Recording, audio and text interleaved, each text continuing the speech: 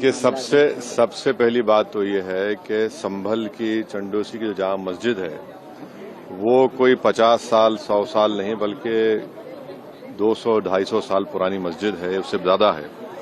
वहां पर कोर्ट की तरफ से बगैर मस्जिद के जिम्मेदारों को कमेटी को सुने उन्होंने एक एक्स पार्टी ऑर्डर पास कर दिया, वो गलत है। दूसरा यह है कि एक बार तो आपने गलत ऑर्डर दिया, सर्वे हो गया, दूसरा सर्वे जब किया आपने किसी को इत्तला नहीं दी।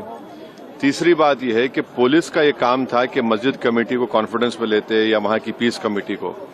चौथी बात यह है कि जो सर्वे करने लोग आ रहे हैं वो प्रोवोकेटिव स्लोगन्स लगा कर आ रहे हैं, वो वीडियो उसका है, पब्लिक डोमेन में है।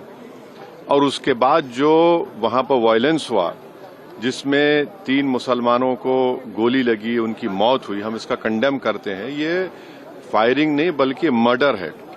और जब से बाबरी मस्जिद राम मंदिर का जजमेंट आया, जिस बात को मैं पर्टिकुलरली कह रहा हूं कि उस जजमेंट के बाद ये सब चीजें खुलेंगी और एक के बाद एक खुल रही हैं। एएसआई प्रोटेक्टेड मॉन्यूमेंट सब बातें कर रहे हैं, क्या एएसआई के कानून में नहीं है कि आप उसका रिलीजियस नेचर चेंज नहीं, कैरेक्टर चेंज नहीं कर सकते? किस बुनियाद पे कर रहे हैं ये? और आप किस बुनियाद पर अपने फेथ को दूसरों पे थोपेंगे? भाई, कानून कोई चीज है ही नहीं है। जिस दिन कोर्ट में सुनवाई होती है उसी दिन ऑर्डर हो जाता है, उस दिन सर्वे भी हो जाता है। ये तो 1948 में ऐसे ही होता है बाबरी मस्जिद में। तो ये जो फायरिंग हुई है ये फायरिंग नहीं है, मर्डर है।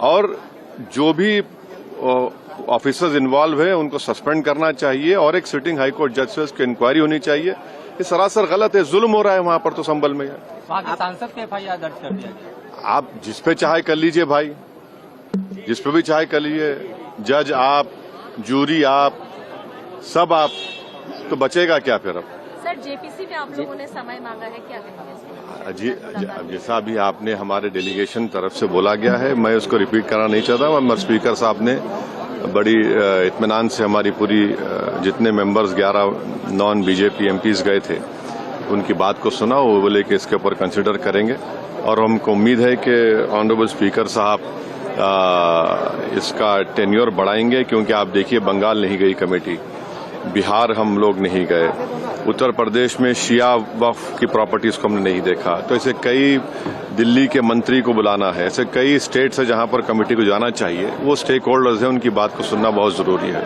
सर, वक्फ बोर्ड अमेंडमेंट बिल को लेकर आप क्या सोचते हैं? क्योंकि लगातार सरकार की तरफ से यही कहा गया कि जो मुस्लिम है, जनता है, उनके हित में है, मुसलमान जो है उनके। अभी ये कानून बना नहीं, आप देख लिए संभल में क्या हो गया है। अभी ये कानून बना नहीं है, आप देख रहे हैं कि हर जगह पे बोल दिया जा रहा है कि नहीं, ये यहाँ पर 500 साल पहले मस्जिद नहीं थी। इस बिल में ये बिल आर्टिकल 26 का वायलेट करता है। ये संविधान के फंडामेंटल राइट का 26 का ग्रेव वायलेशन है। ये बिल कलेक्टर को इतने पावर्स दे रहा है कि कलेक्टर तय करेगा कि कौन सी वक्फ प्रॉपर्टी है नहीं है। ये कैसे होगा? कलेक्टर कैसा जज होगा अपने ही केस में? तीसरा, आप किस बुनियाद पर इस बिल में आप नॉन मुस्लिम को मेंबर बना रहे हैं? जितने धर्म की बुनियाद पर, चाहे वो हिंदू धर्म के एंडोमेंट बोर्ड्स हो, चाहे दिल्ली का SGPC हो या उसका एक्ट हो, या क्रिश्चियंस के जो भी उनके धर्म के संस्थान हैं, वहां पर तो कोई उसी धर्म का आदमी मेंबर बनता है।